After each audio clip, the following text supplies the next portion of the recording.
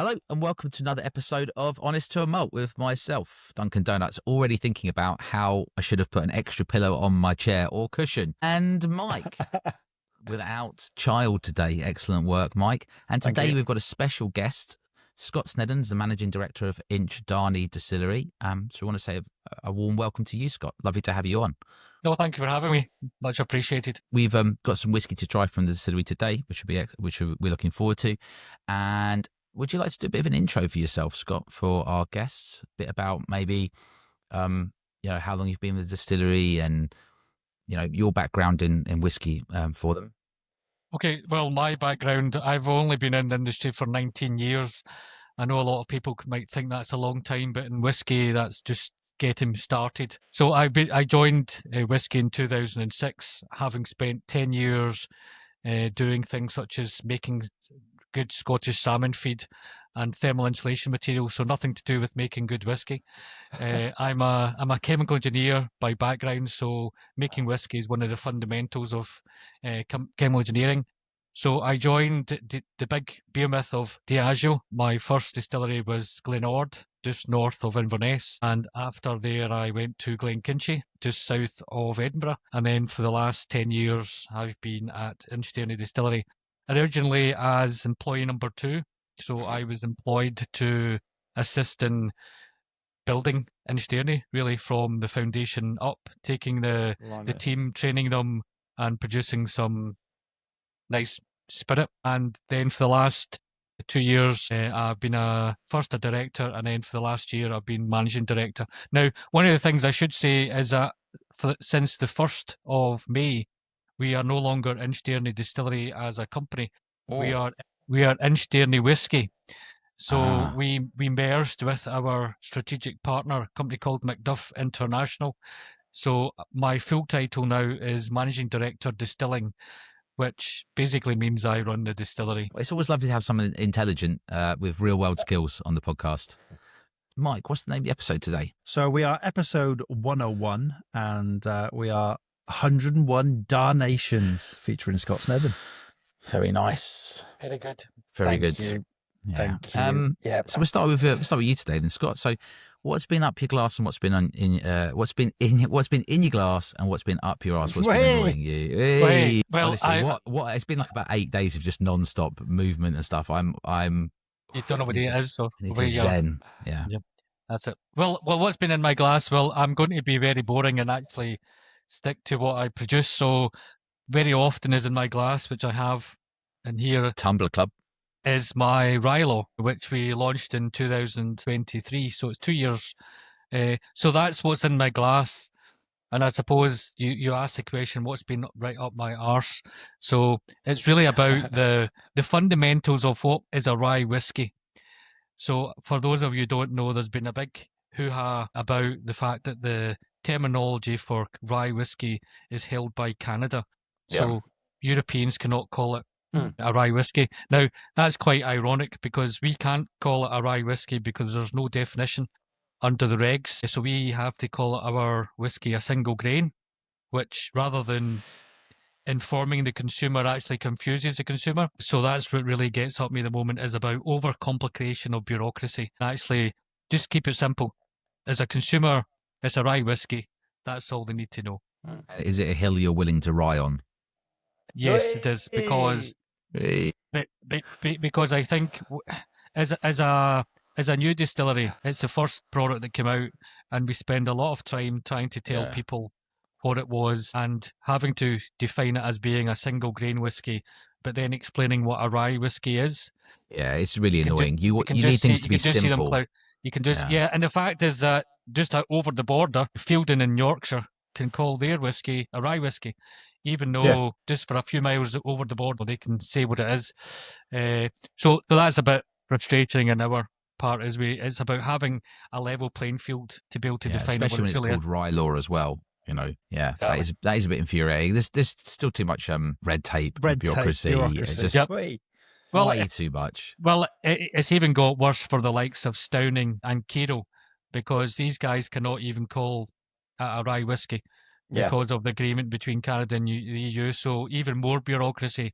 has got in the way. So I think if there's ever an opportunity to keep it simple and not overly complicate things, then this is very much the case. We That's an did episode have. we've got lined up down the line with a Canadian producer about the sheer power of the LCBO and the Canadian market, and people don't realise how much influence that has on everything whiskey related across the globe, not just Scotland, America, everything is huge. We had Stawning on as well, didn't we? Get Stawning on, yep. Lovely, Good, one of the good founders. stuff. Yeah, it was good. Yeah, it's actually really good. Yeah, it's very good, definitely. And the rebranding is just really brought it into the modern world. I really like it. And as I said, the liquid's really, really good as well. Yeah. So you've been drinking Rye Law, and what's been bugging you is just the horrendous, just making things way more complicated and harder to sell than they need to be. Right? Yeah, you shouldn't have to be putting lots of money into explaining what rye is really. You know, you should just be able to say what it is, and then people know. Right? So people know. Yeah, that's 100%. exactly it. What about yourself, Mike? What's been bugging you? What you've been drinking? What I've been drinking and finishing was the accidental bottle that was sent to me from the wonderful Paul Main. He smashed it already. Smashed it already. Shared it with Diego last night and killed it off. It's the Craigellachie 16 red wine barrique. Very nice. So Hunter Lang sort of indie bottling, and it was outstanding. I had personally probably done half a bottle in a month, which is a hell of a lot for me to even go from that one far. bottle. Yeah. And then me and Diego sort of saw fit to see this thing off over this last couple of nights. So that's what was in my glass and fully emptied. And then what's been up my arse is frigging hot tubs. So Lara's decided to go and buy a hot tub. Oh, you've just got one, just like that? She's just got one. Yeah. She's like, no consultation. I need to look at reviews. Yeah, that's what I was going to ask. Were you consulted with about said purchase? I was consulted a bit because she said you wanted a hot tub, didn't you? And I went, I'd have a hot tub. Call that railroaded. So that was her excuse to go and buy one immediately. I went, don't buy it. I need to research it. Like, don't just dive in. So obviously she just dived in, bought one. So I was like, right, don't set it up. I've got a few things on. It's going to be a couple of weeks. I'll set it up. Don't open it. Okay. Go out to work, come back in, it's open. And I'm like, we're not pumping it up. So obviously, next thing is out the box. She's pumping up herself. No, don't be silly. Me with the bad back gets handed the pump you have to step on and really like give it that. And you can relax that back when you're in the hot tub, Mike. Yeah. No, it was a lot of glass work. Half full, Mike. A lot of half. Well, no, let me get you annoyed because it was a lot of work pumping this up and a lot of pain. Yeah. And then I was like, "Are you sure this is like the right thing?" She went, "Yes, I'm following the instruction book." So I snatched it off her. Yeah. And then quickly looked in there, and the step before pumping is attach it to the pump that's built into the machine to do all the heavy lifting, and then finish it with the hand pump. Just finish it off with the hand pump. You hand pumped the whole thing. I did the whole thing. Hey, hero. Yeah. I'd pay a YouTube subscription just to watch you get DIY that badly wrong. Is that DIY? God, So I would pay the subscription just to see the look in your face when you read it for yourself. All that hard work for nothing. Don't. So then and I was what they forget, she's moved on from the fact that she bought a hot tub without really checking with you. And then she opened the box up, even though maybe you wanted to check and just make sure you got the right one before having it sent back and getting a different one. This isn't even the best bit. It gets better, Duncan. It gets way better. It's so good. So, again, we set out where it's going to be. So we moved some furniture around the garden, like not heavy furniture, just little rattan seats and stuff. And it's like, right, it's going to be there. Again, go to work for the weekend. So I'm away. I come back and all the furniture's back. The hot tub is now on the grass on the garden. And she's like, that's where it's going to go. And it's like that. And I was like, you can't put it on an angle. And she's like, well, yeah, you could just level the ground out. It'll take you 2 minutes. I'm like, 2 minutes? And I'm not joking. It was a 2 meter by 2 meter area.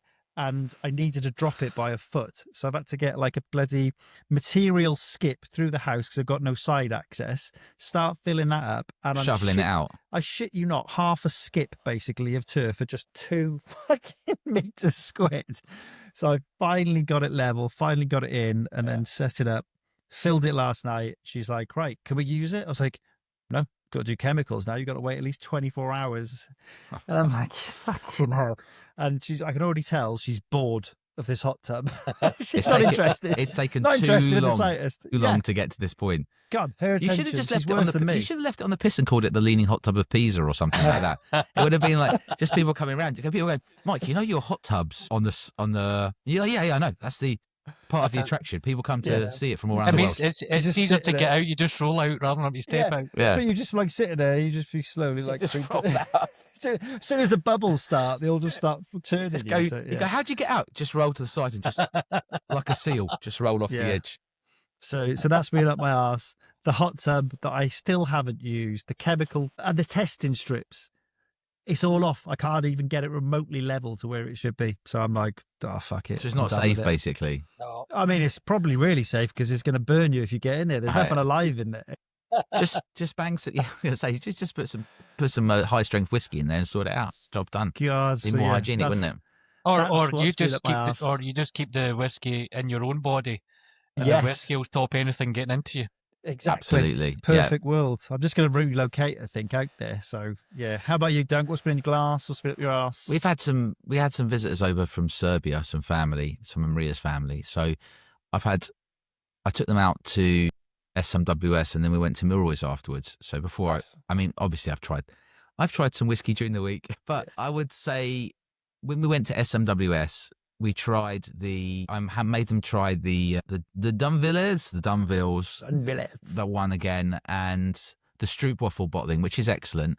And I can't remember what we started with. I don't know, something some spicy ex-Burbs cask. I can't remember. Yeah, they were like, whoa. And I was like, okay, we'll tone it down after this one. You know, when they went in with their first sort of 60-ish%. And then we went to Milroy's and Alex was there from Lockley. Right, so I didn't. John from Chingford, who is everywhere like a shadow.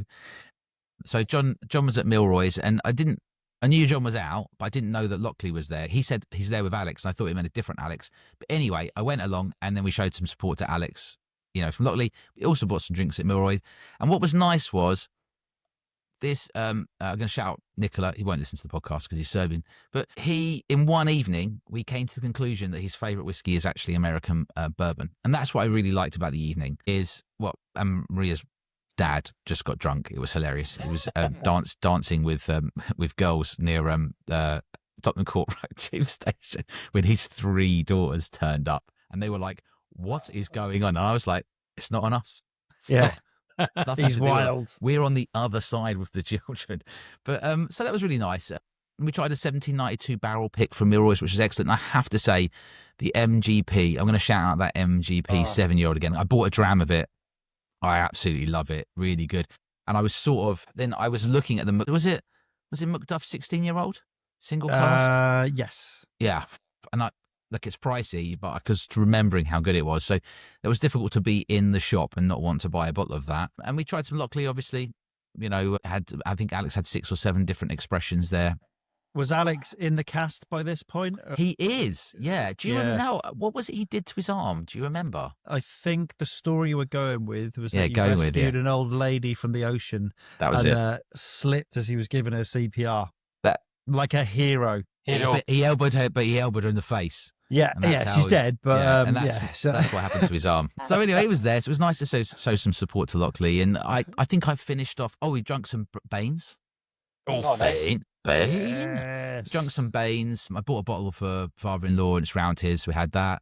Had a bit of, what's the Irish, Bushmills 12. It's not really Bushmills. It's called something else, isn't it? Whatever, branded under something else. But had a bit of that. Bottle killed the Tamdu, 1988 and 1989. That's gone. Bosh. Just like that. Done with it. We just have to replace it then.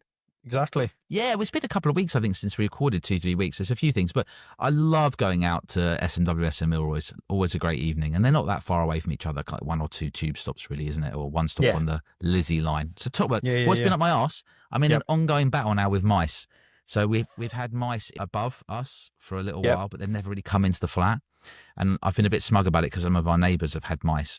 I can now understand. Now I'm really worried about Russia and the nukes because I'm always like, oh, no one would nuke people. That's horrendous. I would nuke the mice if I could. I'll blow us all up. Give me a button. Bosh. Set the world alight. So these tiny little mice, so I get these really nasty looking traps. By the way, I caught one and let it out in a humane way. Idiot. That's Yeah, come yeah, straight 'cause it back just in. comes back. Yeah. 100%. So then I go online and I looked it up and it's like, you must release the mouse at least 2 miles away. Yeah. And it said also don't insult the mice because then they'll definitely come back, right? All you've done is give it a day trip to go Yeah. and get some stuff. It's done shopping. All you've done is told its mates, come to this house. Yeah. So it's probably back in, mugging me off. So I've seen 2 of them now. That one I got kicked out and it's probably come back. And then the other one I saw the other day. And I realised when the builders had finished off our place in the kitchen, there's this whole section at the end. I was like, how are they going to get in? Because there's no holes, really. There's this whole section where they could just go in and out through a sort of a part in the kitchen, right? So I've blocked all that up. And then I've got these really nasty looking mouse traps, look like something, whoa. I set up the Ring camera to put it on it when I was away for a couple of nights, just to see if, and it's too small, so I couldn't record it. And it got into the trap, got the peanut butter out, licked it clean, and chipped off. And what I'm annoyed about, I'm just getting into it now. What I'm annoyed about is I'm not really annoyed that the mouse outsmarted me. What I'm annoyed about is I didn't even get the video footage of seeing how it outsmarted me. It was like in those movies where the mouse, where they cover up the camera. Yeah. Like it's ninja'd me. So it's gone in, stolen the peanut butter, not got recorded, and chipped off. And do you know what it was? When you released it, it went to the library to research mouse traps. That's what it's done. And come back in and go, I'm all over that, mate. I come back to find my laptop was on, and it had been looking up on AI how to circumvent that particular mouse trap. Was it using a mouse? Yeah, that's probably why it's probably getting me for using a mouse. But anyway, so I'm in an ongoing battle with them now. So I'm going full on nuclear. I've got all kinds of stuff locked and loaded. Yeah, I'm going to be firing them out of a cannon soon enough. Horrendous. So Scott, you were telling us you've recently got a new puppy, and seeing as we were talking about dogs, it would be lovely to hear about your new puppy. Yep. So I've got a nice little fox lab. I should know exactly how old she is. She's about 4 months old, maybe just a little bit more. She's about maybe 18 weeks. So she's called Cora, and she does whatever the hell she wants. She doesn't listen to you. When we're out a walk, she'll come. Sometimes she's great, and other times she's like, no, you Not can interested. call me all you want. I'm not interested. I'm more interested in this smell over here. So tonight I was running a bit late because on a good night it'd probably take me an hour walk. So I thought we'll be okay. I had about an hour and 10 minutes, an hour and 15 minutes. But tonight she decided that every opportunity she wanted to stop and smell every blade of grass. So I was a bit late tonight. But yes, no, she's wonderful. I mean, the whole point of having her is to get outside. So it's that getting out in the open. With living in Peebles, as I said, it's 5 minutes from my house. I'm literally miles and miles of open countryside. Oh, beautiful. So that's what the dream. So now you've got 2 women in your life that don't listen to you. That's what you say. No, I would never say that about my wife. No, I've obviously never met your wife, so I'm sure she's a wonderful, wonderful, wonderful lady. No, she is. She's what did they say? Behind every great man. Yeah, is a greater woman or something like that, right? Yeah, that's exactly it. So my 100%. wife is definitely greater than me. So we're other than being 3 dog owners, we've got something else in common tonight, which is we've all got in our glass some KinGlassie, right? Yeah. You were kind enough to share You with. could kill someone with these lids. Yeah, they are. Yeah, they're quite good, aren't they? Yeah. Take that to the park in case it kicks off. That's never lifting. That's never having the Highland Park thing where they. You haven't got a version of that bottle where when you pull out the cork, it's just a sword, and like one lucky punter gets a sword, and they win something like Sword in the Stone, right? Yeah, that's a good idea. That's great. Do that. Yeah, that would be actually amazing, wouldn't it? I mean, how fuming would you be though if you're also just desperate for a dram and you're just like, it's just there'd be whiskey around it, wouldn't there? Obviously, right? Yeah, but it'd be the fact you keep on going. You'd be, where's this sword? Where did this sword come from? It'd be the longest. What do you call it? Like drippers, like drop pipette. It'd be the longest pipette dripper ever. A sword pipette. That would be class. Yeah. Oh well, if you ever do that, credit us. We'll be, I definitely will give you the credit if you ever think I mean, it sounds like a pretty bonkers idea, to be fair. Right? So we've all got a bit of we've got the 8-year-old raw and the 8-year-old double matured. Double matured. Yeah, in our glass. Which one would you like to talk about first? Over to you. We've both got them both poured. Okay, I would go the double matured first, and I'll explain a little bit why. So the with being a new distillery, there is no rules rules that we follow. We've no heritage, no history, so we can do it. So we try and push the boundaries, I suppose, of flavour. So as I said, my dram of my normal dram is the Rylaw. So when we were coming to our next one, we have been producing peated whiskey since 2016. Now, peated whiskey is very much a Marmite scenario. You get people who absolutely love it and people who don't. So people's history of peated whiskey tends to be from Islay, which is very medicinal, very quite. For our, we went for a heavily peated malted barley, so it's about 50 ppm in the actual malt, which gives you about 18 to 20 in the spirit. So what we did, but the peat that we use is from mainland peat, so it's actually from up north near Aberdeenshire. And what that does is there's a lot of heather, there's a lot of floral and fauna in it, so it means it doesn't have that and medicinalness that you get and associate with peated whiskey. Because what we're trying to do is introduce people to peated whiskey, but not the peated whiskey that they think they know about. So what we did is we put it for 5 years in ex-bourbon casks.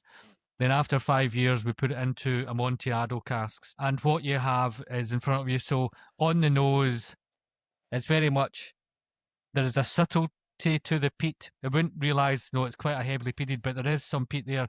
But it's almost kind of in disguise. It's not quite there. I love it.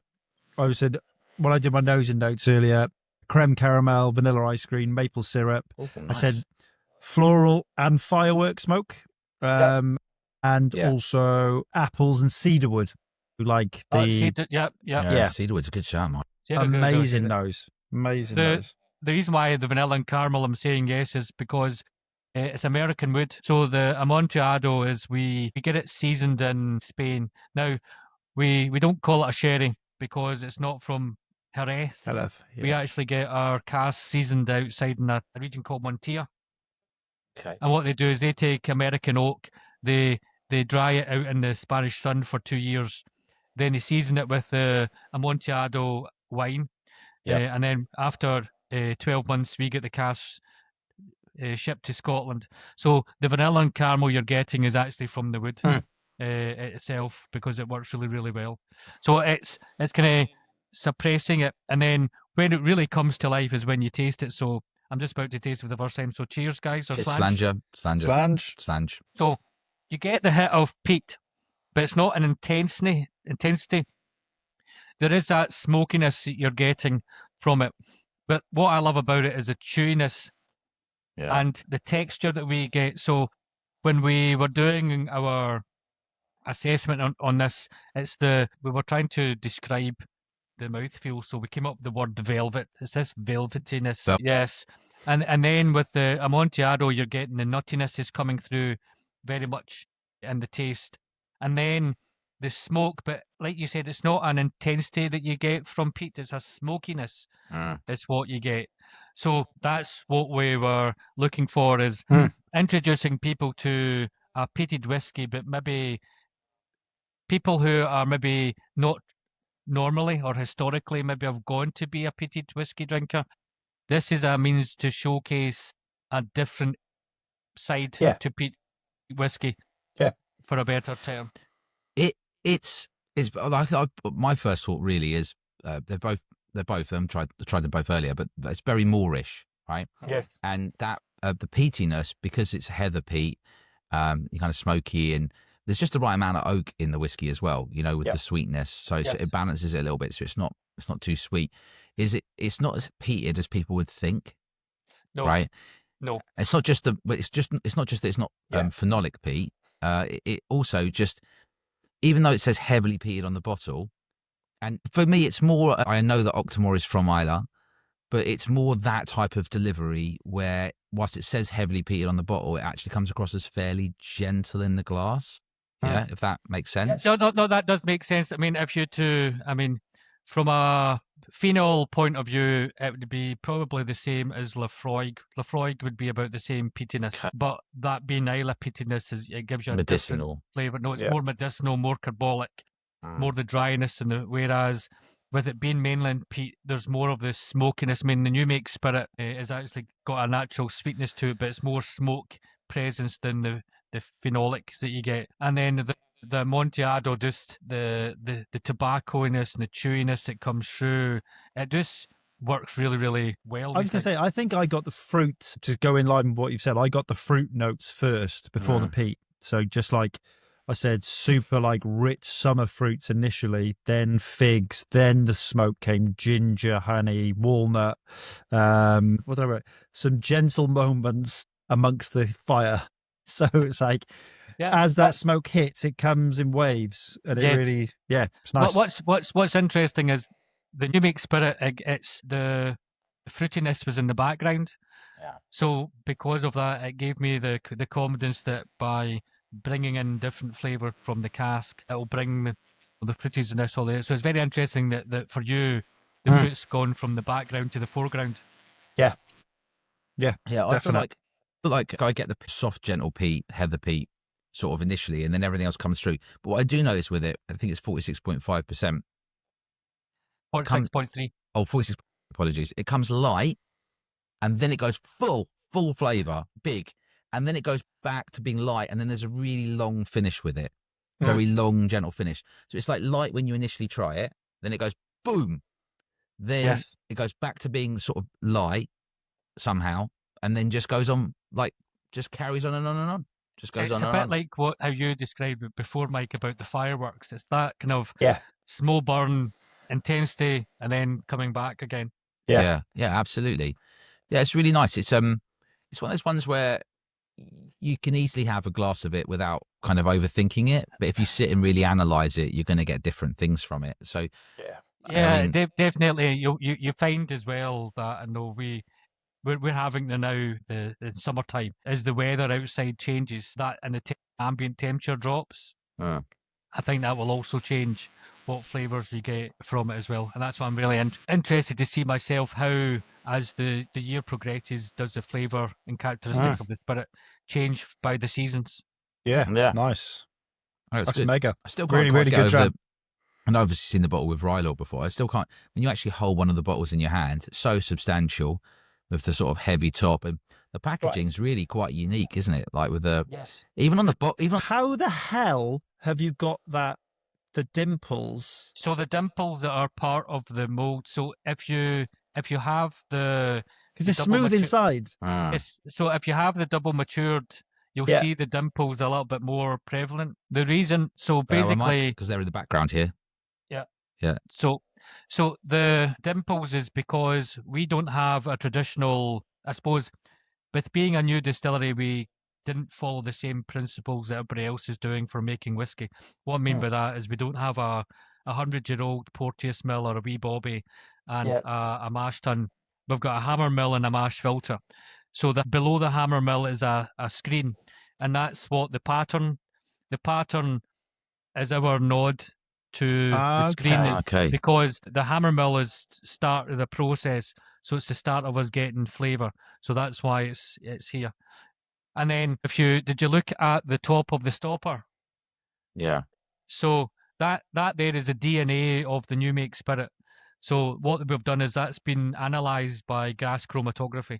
So that there is unique to that. Amazing. If MD's looking at the Rylor bottle, you'll see it's a different pattern as well. And that's just because it's the same new make spirit, so it's the same pattern.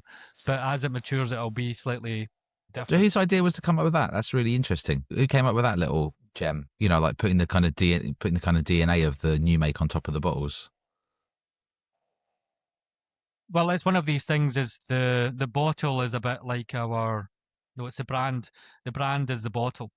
So there's 10 markers on the bottle that talks about who we are as a distillery and the process. So it's we're a bit innovation. You need a bit of science and engineering. So it just goes down that level of I suppose, I like it, scientific thinking. Yeah, that's really cool. It's nice when people put so much thought and attention into the actual bottle as well. Yeah, it's one of those ones where every time you get it out of the cupboard, you'd always kind of be looking at the bottle again, just sort of like, it feels good in the hand. You're going to be like looking at it whilst it sits on the table as you pour a dram. It's not You keep picking it up. That's it. I mean, whiskey is very emotive. It's very, people talk about it, but then if you can imagine in an environment where you're actually talking about the liquid inside, but then you're talking about the bottle, and that's the whole point of whiskey. It's a very sociable, interactive. So we've given the bottle. Now, as you drink the bottle, Mike, you'll as the liquid level drops, you'll see there's an imprint in the back, the label. Yep. Okay. Yeah. Right. So I'll not tell you what it is, but you can send me an email later on about what you think it is. I don't want to spoil it until you drink it. It's annoying me now. God, right. I'll let you know as soon as I'm getting close enough to get down to that. Is that the back? Yeah. So the label. Is has it your got pot still? Oh, I can see through it. Yeah. Yeah. So when I was Every at drop the is distillery, precious. Yeah. when I was at the distillery, I was given an engineering diagram called a P&ID. It's a piping and instrumentation diagram, which is basically the blueprint of the distillery. So what is in that is the blueprint of the wash still for the distillery. That's amazing. I mean, even the little indentations on the side of the bottle. There's Right, so much thought that's gone into it. So the indentations on the side of the bottle. So the mantra that what we work with is the 3 M's. That's material, method, and maturation. Okay. So when we are looking at, for this one here, the material is the fact we've used peated malt. For the KinGlassie, we also later on we used some different yeast, and I changed the cut points in the distillation. So that's the method. And then in the maturation is very strong with the KinGlassie. So for the double matured and the raw start at the same point. And then after 5 years, we diverge where one stays in the original cask ex-bourbon, and then some of it goes into the Amontillado. So what you're truly seeing is the difference is the maturation. So with the third M being maturation. Right. Mega. That's really mega. It's lovely to hear how much thought's gone into that, really. It's such a heavy bottle, isn't it? Yeah. Just... It's lovely. You're looking at the bottom, Mike. So at the very bottom, it says InchDairnie Distillery, because that's the foundation of everything we do. So that's why it's in the bottom. Good. Yep. That's mega. I love that as well. I didn't notice that initially until the light starts coming through. Yeah. Oh yeah, look, that as well. Engineered in 5. Engineered in 5. Yeah. Mega. So the task I've given you is there's 10 identifiable markers on the bottle. Oh. Answers in an email, please, about what you think they are. Well, look, it's really kind of you to share the bottles. It's nice actually to be able to get to know the whiskey beyond just a sample, really. Yeah. Sometimes. Well, with being a new distillery, you kind of have to stand out and have a bit of conviction of who you are. Yeah. So the amount of time and effort that's gone into developing the distillery has gone into the bottle as well, because it's it's who we are. Done a good job. Very good job. I've already been sharing it. So the wife Maria has already had a pour of the double matured, and she said it's excellent. What did she think of it? Yeah, excellent. So she really likes peated whiskey anyway. I think if she could only drink peated or unpeated whiskey for the rest of her life, she'd choose peated. I'm so a big peat fan. Loved it. So ringing endorsement there. And I'm going to probably share it with some of the local dads that like whiskey who only think of Islay whiskey. No, yeah, that's very good. And I'd love to hear the feedback you get from them. Yeah. Now that we're going to talk about the second one, let me explain the second one. Yeah.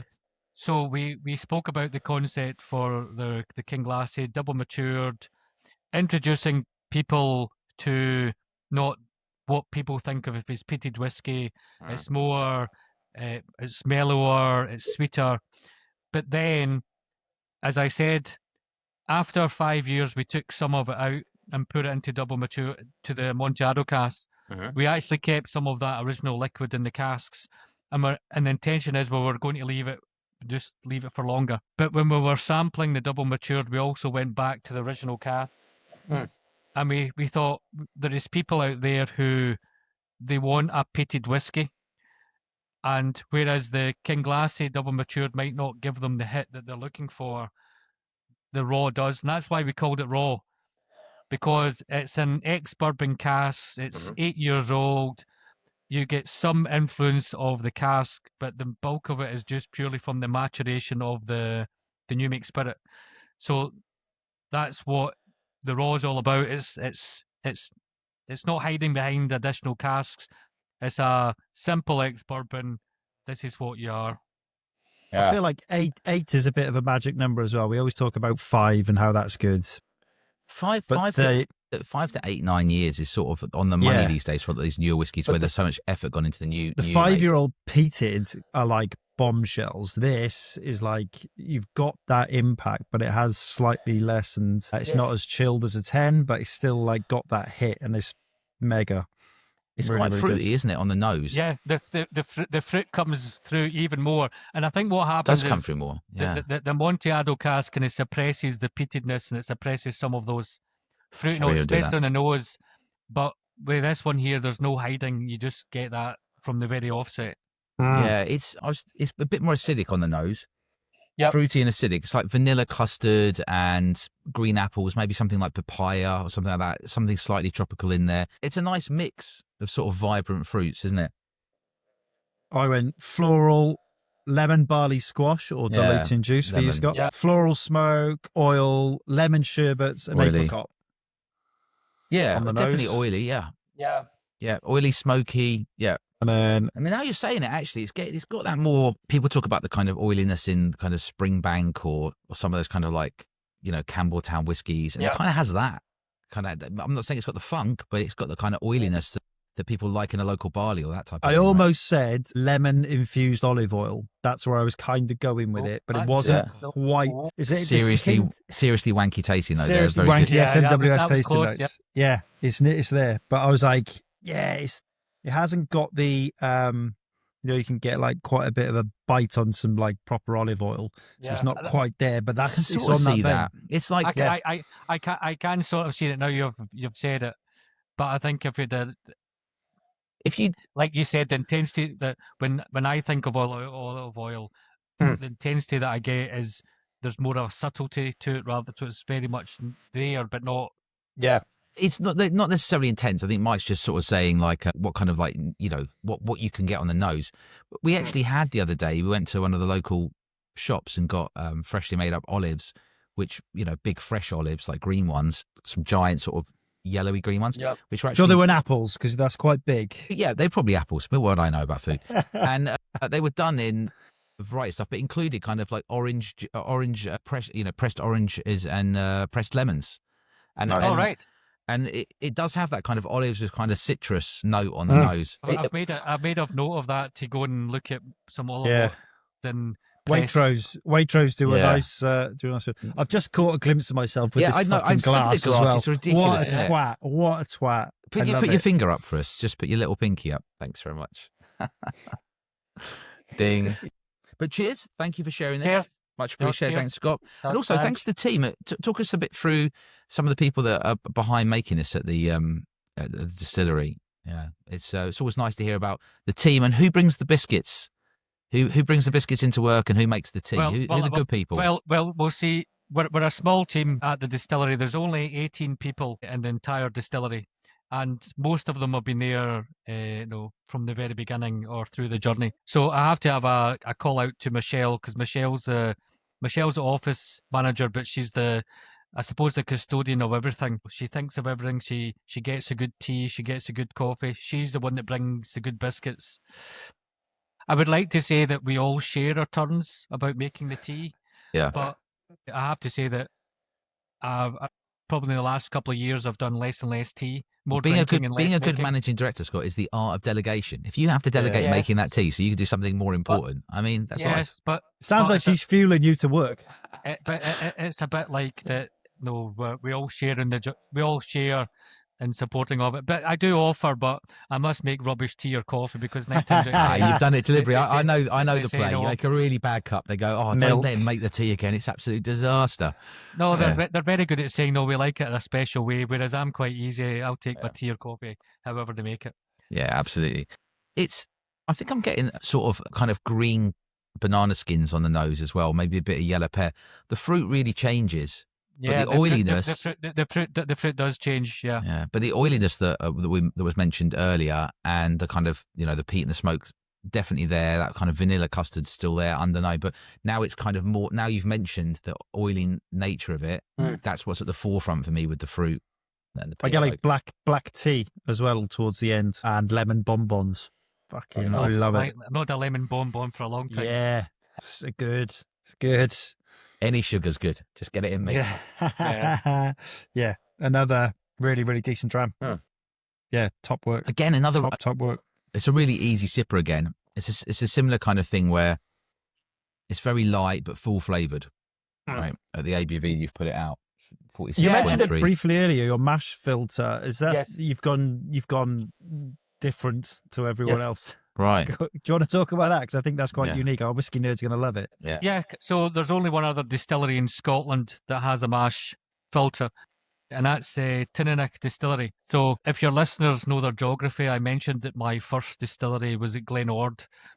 Well, Tinnick Distillery was the sister site to Glenord. So I actually helped or managed the Tinnick team with the mash filter that we currently have, because Tinnick Distillery was upgrading their mash filter, and we got the original one. So the one that I'm using is the one that I was trained on 19 years ago. Yep, 19 years ago.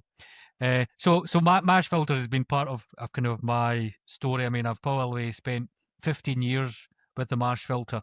So what it does is it gives us just that little bit flexibility. I spoke about that my favourite dram is Rye. So rye as a grain is very difficult to process, whereas having the mash filter gives you a little bit more flex. So we, as a distillery, most distilleries maybe do one character type a year. Some do two, with one being a peated and a non-peated. So in a standard year, I do 9 different styles of spirit, and the mash filter enables me to do that. And what we do is one week a year, I get to tinker with different things. So the rye was the first year we did that. So after that, we did an oats whiskey. I've done a wheat whiskey. I've done a you did a wheat mash. one? Was that creamier then? Yeah, it's so much more complicated. I mean, you're going to have to come up to the distillery guys. Yeah, 100%. Take you into the nosing room. Sorry, go on. I'll jump in. I'll jump in the end. And we also a few years ago did a pot still whiskey, which was very interesting because we put it on Instagram to say this is what we've done. What should we call it? Should we call it pot still? And the Irish Whiskey Association within 12 hours was in contact with SWA saying you can't call it a pot still, it's our.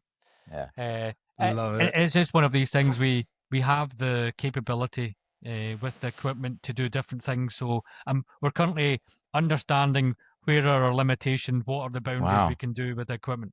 Because you've got like a Lowman still with plates as well, haven't you? Yep. So the Lowman still we use for the Rye Law whiskey. We also used it for the oats and the wheat. That's what I was going to say. Is we sort of said about Loch Lomond that it's the kind of Willy Wonka's chocolate factory of the whiskey world, and it sounds like you guys are right in that ballpark too. I mean, 9 different new makes, did you say, or 9 different spirits, right? 9 different spirit types, yes. 9 different spirit types. That's a lot, and it is a lot. But we're fortunate that it's who we've been. It's not like we've introduced. You've been running and then you're introducing all these extras. Okay. We've been doing that from the very beginning, so it becomes normalised. So you've had years of getting used to how you can use them. The team, so when we were building the distillery, we recruited 7 operators at the very start, 5 in the distillery and 2 in the warehousing. Out of the 7, none of them had ever visited a distillery, never mind worked in one. So they were a complete unknown. So we didn't have to say, if we just say to someone who's been there, we're going to do 9 different spirit types, they'd be like, what? No. Yeah. Whereas they didn't know any better. So it's their normal. It's their normal, yes. And you mentioned that Rye Law's your favourite whiskey. So with the rye whiskies, we were talking about recently, I think it might have been with Storning, about the different mash bills and how, if you take something like when SMWS will do like a, like an MGP, it will be a percentage of rye and a percentage of, bourbon, a percentage of something else. And I think that's where rye can really come to life when it's used as an ingredient, as with the others. I mean, obviously rye can be great on its own. Have you done some of that kind of mixing up the mash bills? Is it me misunderstanding there? Is it a case of you've taken some of it because you've got these 9 different spirits and then So to answer your question, you have to have a starting point. So when we were looking at doing rye, there is no real definition for rye whiskey in Scotland. Right. We went back to the 1908 Royal Commission, where it details that rye was actually is identified as being part of a distillery's mash.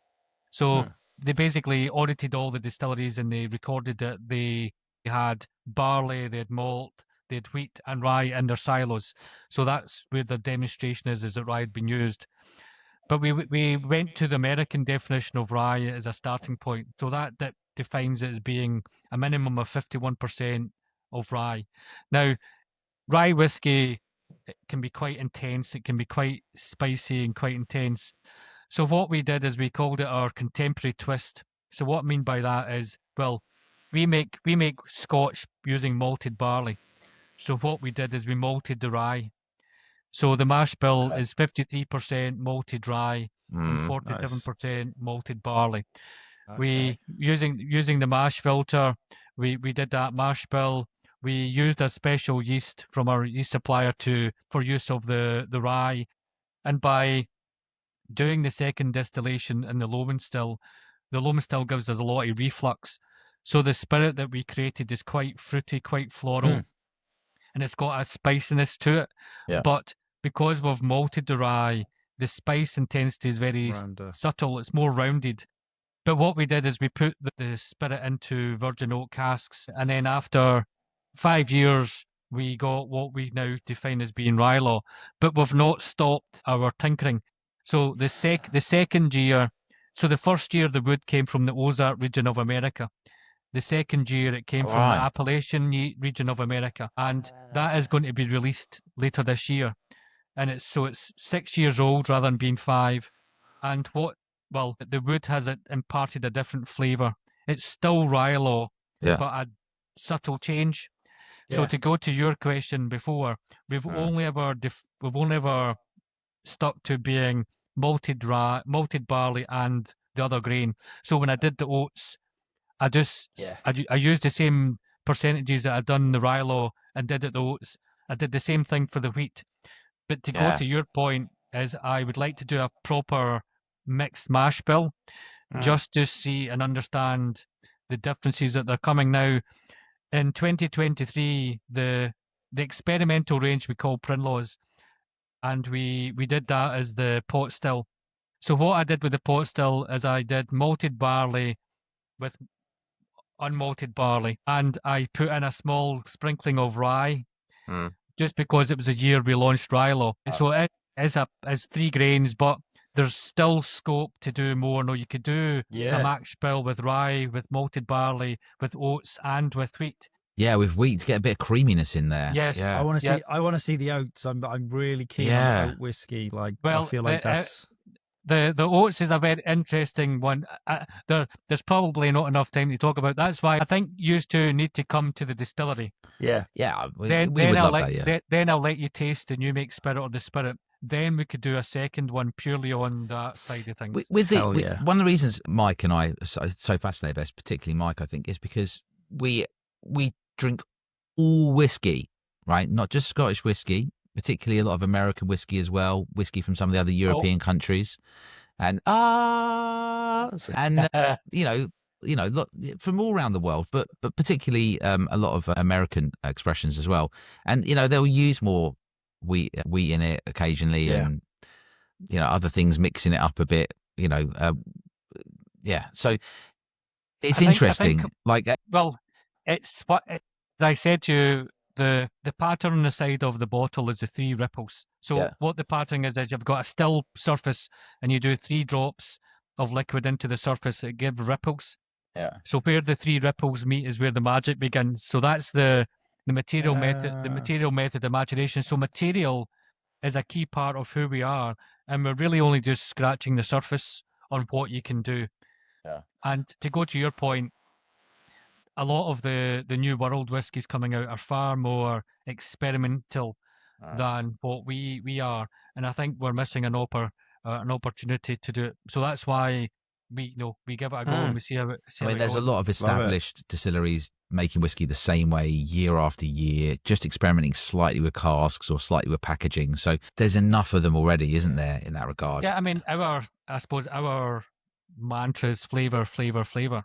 Yeah. So everything that we do is all about asking flavour. And with being only 10 years distilling come December, we're still fairly young and new. I mean, you spoke about that you had the Craig Ellicky, 16-year-old, did you say? Yeah.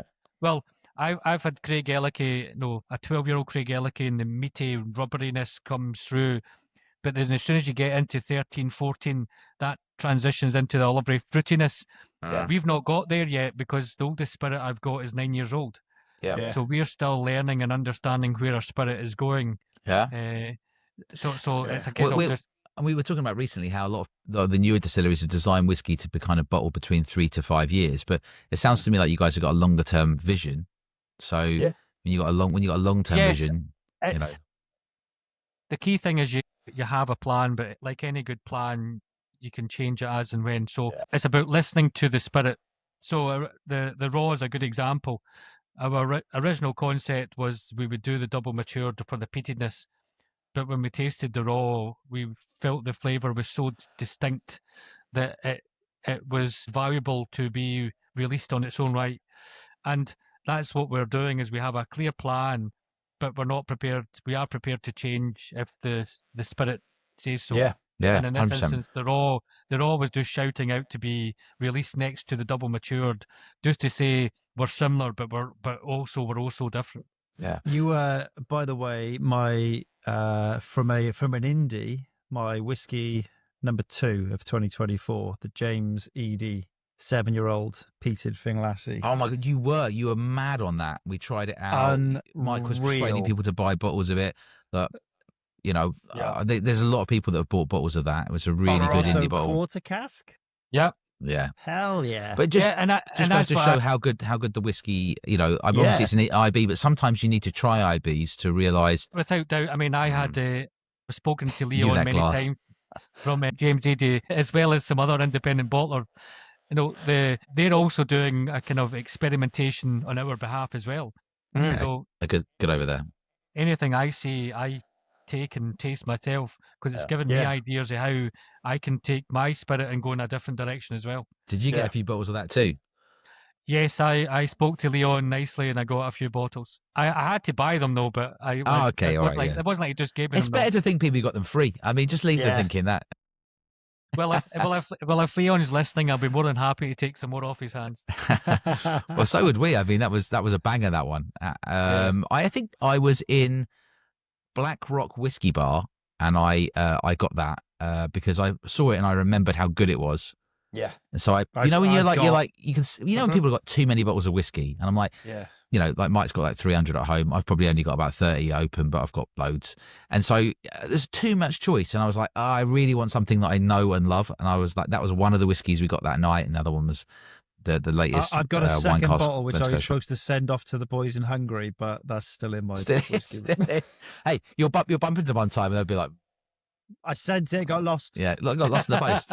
I packaged it. It just didn't make it. I sent it, and they sent it back to me. It wasn't meant to be. Return address that big on the envelope where you're sending it to, that big. Sorry, not sorry. Hey, so it's really nice you to take us to whiskey.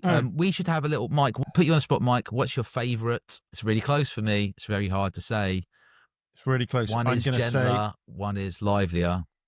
Summer, double matured. Winter, I'm going to be ruining that raw. Ruining it. Yeah, that's you're raw dogging it. That's a good position to be in. That. Yeah. I feel like the double matured is one I could just pour easily, liberally in a tumbler, and just sit and watch TV with, or enjoy it. But the raw one, a little more thought required, but both a lovely peat level, lovely delivery. Yeah. So today, thank you. I'm glad you both enjoyed them. Well, thanks for sharing them, and thanks for talking us through them as well. It's nice to have to actually get taken properly through the whiskey by the people that have made it. Massively. Especially how much hard work you put into it. makes it easier when the people on their end enjoy it as well. Yeah. I mean, we're both properly in love with whiskey, so that's not. Most whiskey is okay to good. Some whiskey is outstanding, and we've both come to the realization over time that whiskey doesn't need to be old to taste good. Nope. And actually, my favourite whiskey is often between about 46 and 53-ish% ABV. Although I've got loads of cask strength stuff in the cupboard because you sort of accrue it, and you open up the cupboard and go, oh, it's all 60+%. I just went, there's the 46% or 48% or 50%. Take it out, pour it. Finish those bottles, look back in the cupboard, oh, it's all over 60%. Yeah. Oh, I'm going to have to add some water to it. Oh. Yeah, well, kind of. I mean, it's nice to have one or two, isn't it, strong drams? But at the moment, a big ball of ice. So this episode, we're episode 101, right?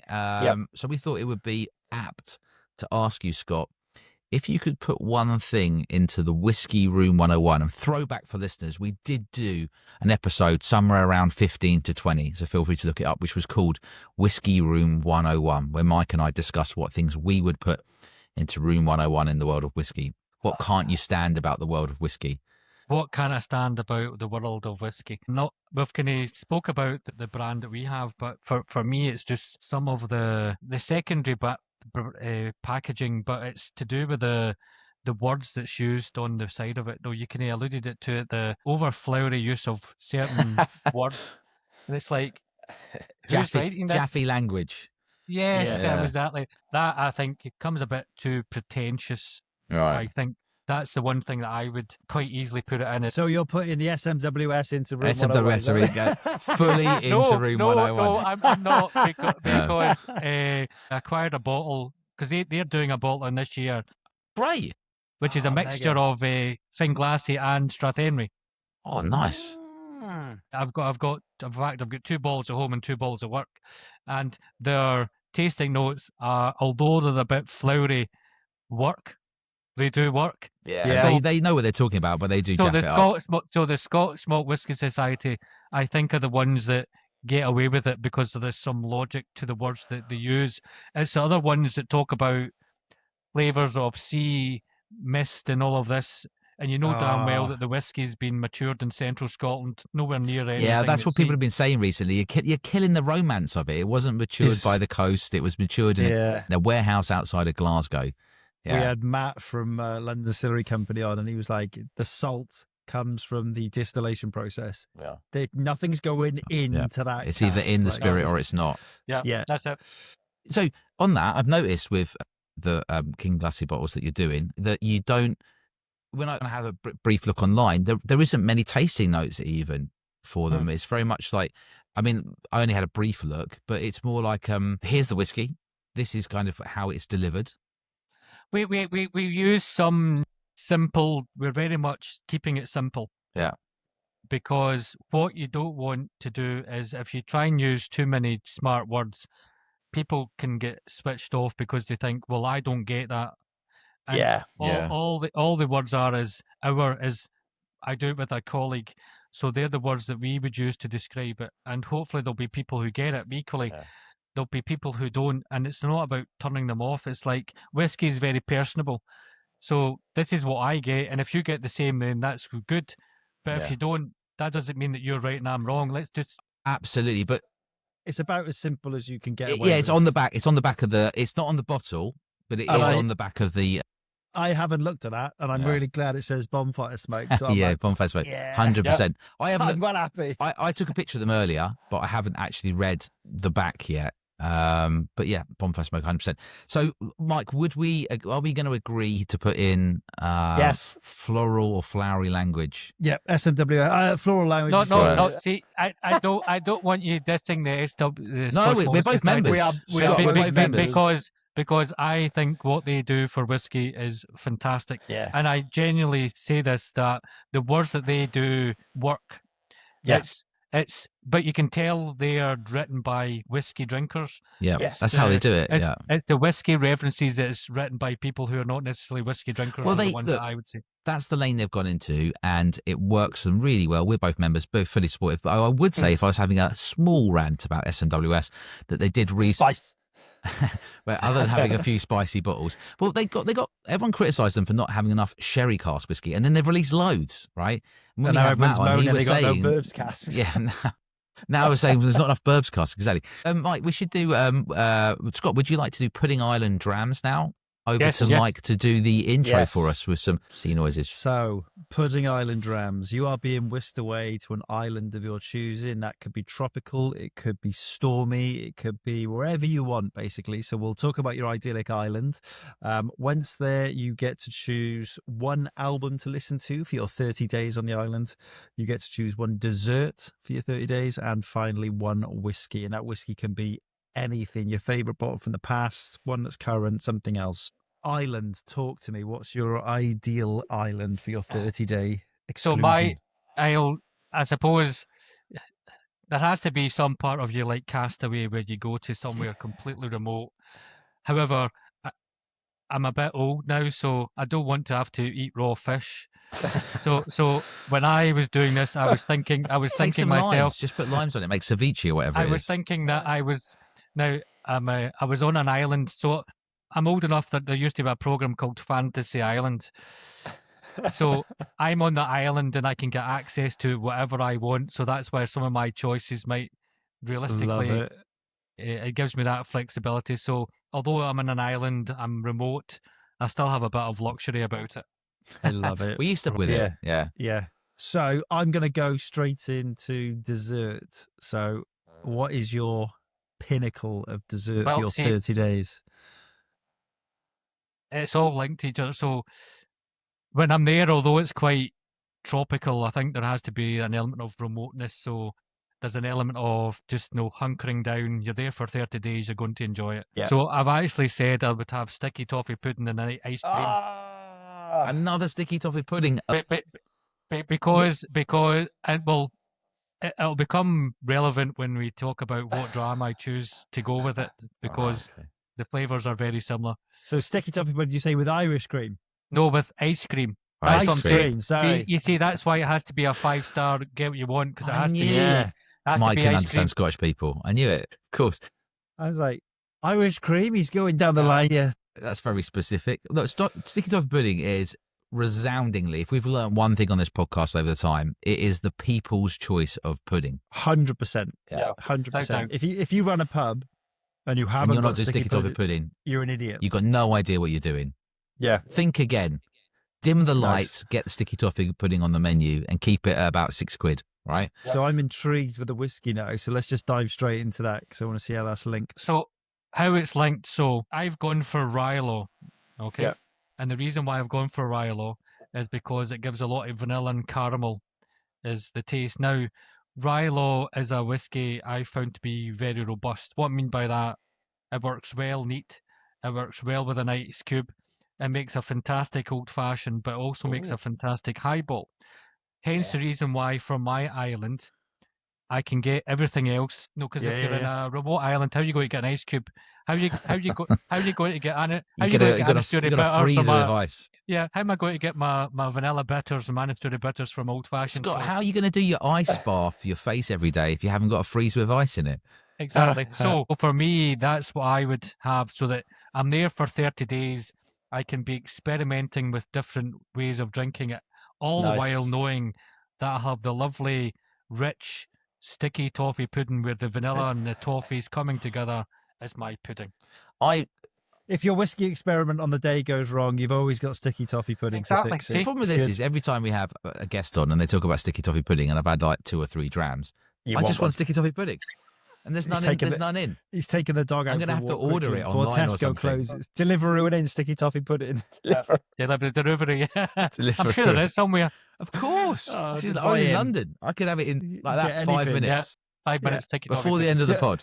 I don't know if I told you, like Lara the other night, she texted me and she was like, I'm desperate for Haribos. And I was like, well, the shops are closed. She went, I'm going to Deliveroo Haribos. I was like, you're not.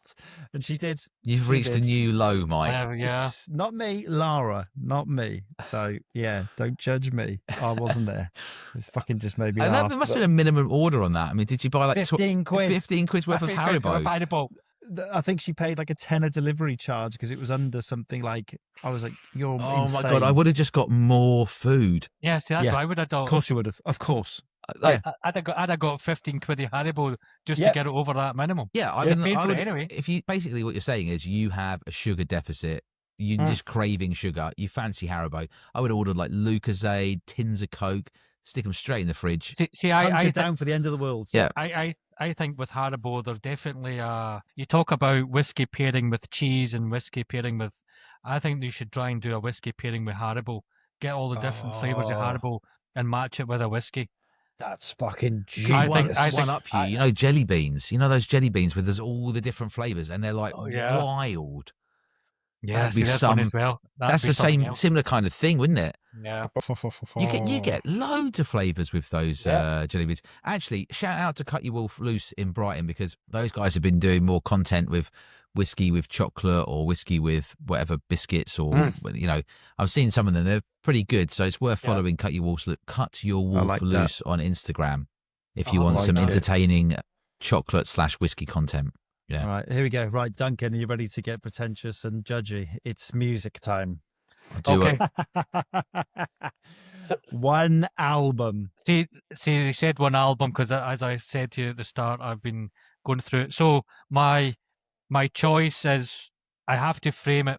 So last year I went to I've got three sons, and my youngest son was 17. So for his birthday last year, I took him to see the Killers. Nice.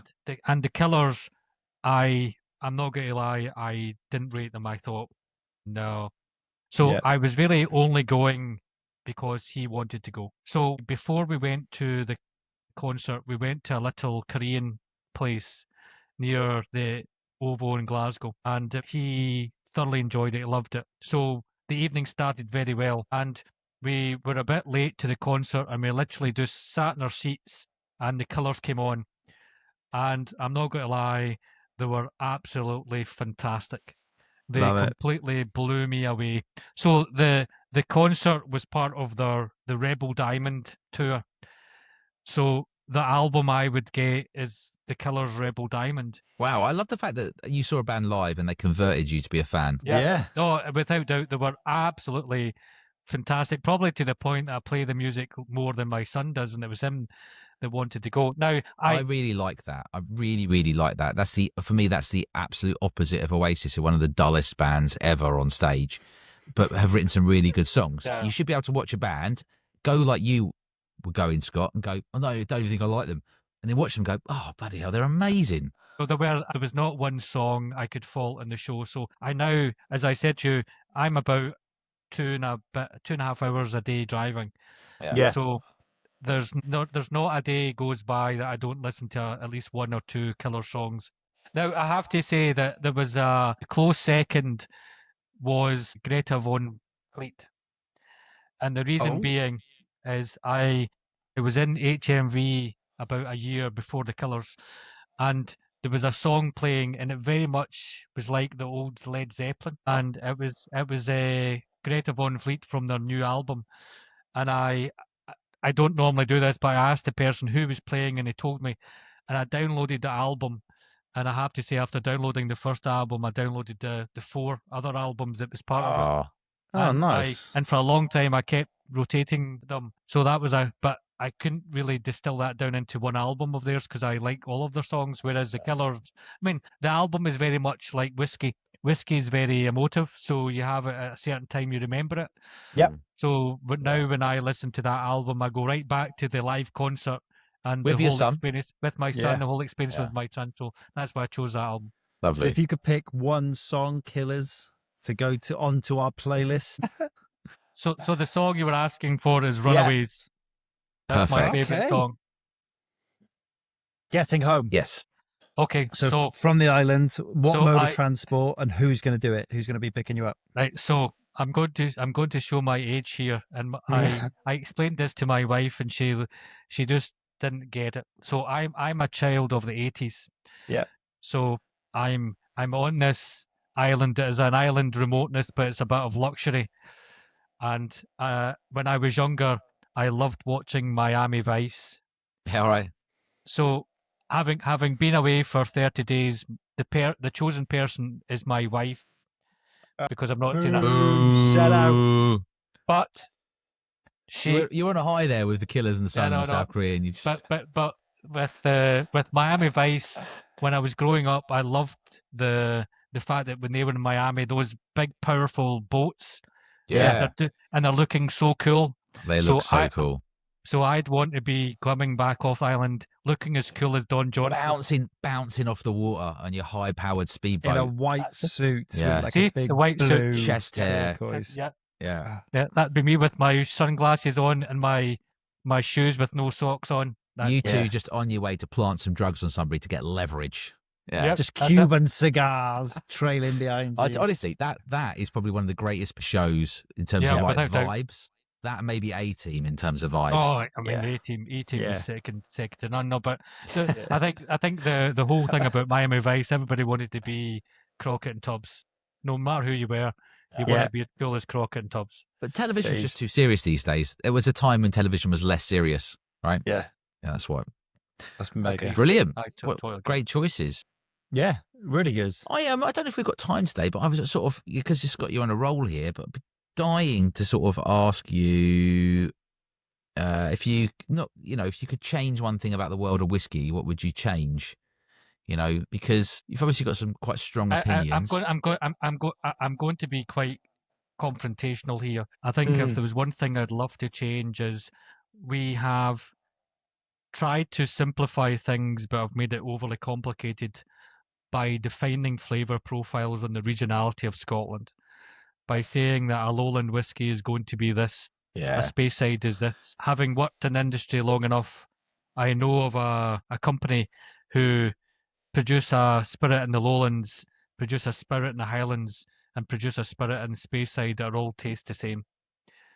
So that kind of blind. It kind of goes against that, and I know why it was done, and I know the historical reasoning for the regionals becoming. It was all HMRC, but I think by trying to simplify things, have actually overly complicated things because. No, if you think of InchDairnie, we're proud of being Fife. Yeah. But I mean, we're very much that Fife as a region is really present. But every distillery in Fife produces whiskey in their own different way. We're not saying that it's a common flavour profile. Yeah. We're just saying the regionality of it means that it's a Fife region. Yeah. They're all different, but they're all within the same area. I think that's the one thing that I would change is that there was a reason to do it, but I seem to be having things against marketeers here but I think they tried to simplify it. It'll be accountants that time, wouldn't it? By the sounds of it, I think it's probably just got lost in translation. That's it. Got lost in translation. Yeah. So I think that's what I'd like to change. But also, I think you mentioned you worked for Diageo before, and I think a big part of that was the Diageo marketing machine, who communicated that to the masses by saying that we've got some lowland, we've got some Speyside, we've got some, we've got some Isla, and this is broadly the flavour profiles you're going to get, right? I think it was done at the time to try and simplify people to understand whiskey. But I think we've remained with it. Yeah. That things have changed so much that seems to be it's not changed with the time. So that's my one thing I'd like to change. It probably suited that like portfolio just to say this is why they're different. This is where they are. To separate. You need one of those little Men in Black little devices that like deletes that memory from people's brains. You can just go around the world, just go lowland whiskey, and they go, and you go, boop. I mean, I was slap, click. I mean, there was a reason why they did it. We spoke about James Eady. James Eady did the 1920s program, and we were part of that. And there were reasons why the different regions had different flavors because of the yeast was part of that. But it's times have modernised. It's not as relevant now, but it seems to be stuck in a lot of people's psyche. So I want to do an episode about yeast at some point. So I would love to have you back on to talk about yeast and yeast. My Yeast pal is from Canada. Yeast is one of these is so underappreciated and it's got so much potential. Yeah. We use different yeasts for our different campaigns, but we're only just scratching the surface of it all. The yeast is ever evolving. We should We'll get have a round table of Exactly. you, my Canadian friend, and then Michelle Henry, if we can get him back on. Yeah, to Yeah. come and discuss yeast. Yeah. Yeah, we'll set aside 2 days. Yeah. The week of yeast. Yeah, that'd work. That's actually really good. The week of yeast. Oh my days! Bunker in, everybody. Settle down. Get your Let me tell blankets. you- Yeah. Tuck Yeah. in. Ralphie, you think you could drone on? We got a week in this. We can deliver them. You know, like CBeebies bedtime tales where they sit down. Yeah. I'm going to tell you a story about yeast. I love it. Yeah, Yeah, that's a pretty cool idea. That's Is decent. there anything else you want to share about InchDairnie today, or you want to? Because you mentioned we talked about Rylaw, we've talked about the raw 8-year-old, we talked about the double matured 8-year-old, and you mentioned some of the upcoming releases. Is there anything else you want to share with listeners today about things that are upcoming? Well, we've got the second vintage of Rylaw is coming out later on this year, and then there's a few things I'm working on for the next coming years. So it's a case of just really watching this space. And that Rylaw, you said, is the appellation wood. Is that right? Yep. So the vintage 2018, as we're calling it, that was matured in appellation wood. And what's Love it. interesting is the first 2 years, the grain that we used we got them all at the same time. So it's the same grain for both versions, and we use the same parameters for distilling and making. So the only thing that is different is the wood, and it does go in a different direction. Okay. Love it. Brilliant. Love it. Top job. Well, then it's been an absolute pleasure having you on the podcast today. Really, It's an Scott. absolute Thank you so pleasure much. speaking to you tonight, guys. And as Yes, I said, quality. the offer is open to come to the distillery and sample some of the things we'll be 100%. speaking about. We are getting our 100%. travelling boots on. We've got a couple of things planned, so we will absolutely add that in. Warmly accepted. I'm sure we can make time to come and visit. In terms of following the distillery, following yourself on any of the social media platforms that exist. So the distillery is on Instagram. I'm on Instagram as Whiskey Scott. So Yep. original. Okay. Yep. But I'm not going to lie, I don't do enough. I'm very sporadic in what I'm doing. I'm trying to get better. But the main one is for the InchDairnie whiskey. Okay, perfect. Brilliant. Nice. There we go. So if you like the podcast and you've enjoyed listening today, or you listen regularly, then please give us, well, you might be watching us on video these days. I think Mike's got a new way of drinking whiskey here. I think he has. I'm gonna manufacture these with a slight curve. Slight curve. Quids It in. just needs the curve at the top, doesn't it? Yeah. We were Yeah, saying yeah. that the other day, like I've got the laptop sitting, Mike's always thinking his little ideas. I've got the laptop sitting on corks, and Mike was like, immediately was like, I'm going to make something for laptop holders based on corks or whatever. I was like, okay, so there you go. He's going to make some sort of glass tea set glasses to sniff out of. So anyway, if you like the podcast, please give us a 5-star review if you listen on Apple or Spotify or anywhere else. And you can also buy us a dram on Buy Us a Coffee, which you can find the link in the podcast episode. Yeah. You can find us at www.honestonmalt.com, at honestonmalt on all the social medias. And thank you for listening. We will catch you on the next one. Bye-bye. Bye.